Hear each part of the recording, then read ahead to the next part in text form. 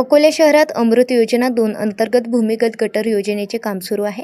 मात्र या कामात ठेकेदार आणि अकोला महानगरपालिकेच्या निष्काळजीपणामुळे नागरिकांच्या जीवेला धोका निर्माण झाला आहे. शहरातील गजबजलेल्या आणि मुख्य बाजारपेठांपैकी एक असलेला कालाचबुत्रा परिसरात काही महिन्यापूर्वी भूमिगत गटर पाईपलाईन टाकण्यासाठी रस्ता खोदून मोठा खड्डा करण्यात आला आहे. विशेष म्हणजे अकोला महानगरपालिकेच्या अगदी जवळ असलेला हा मुख्य बाजारपेठेत आजपर्यंत त्या खड्ड्याची योग्य दुरुस्ती करण्यात आलेली नाही. माहितीनुसार येथे आधी नाल्यावर काँक्रीटचे बांधकाम होते.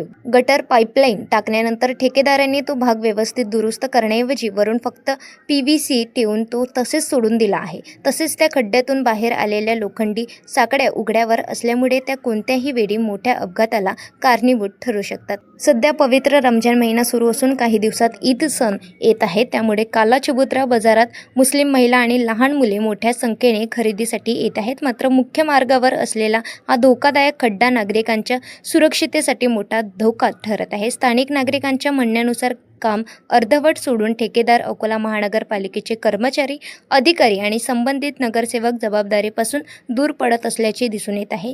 कोणतीही मोठी दुर्घटना होण्यापूर्वी अकोला महानगरपालिकेने तत्काळ या समस्येकडे लक्ष देऊन खड्ड्याची दुरुस्ती करावी अशी मागणी नागरिकांकडून करण्यात येत आहे. जनअभियान न्यूज अकोला प्रतिनिधी MJ गोरवे.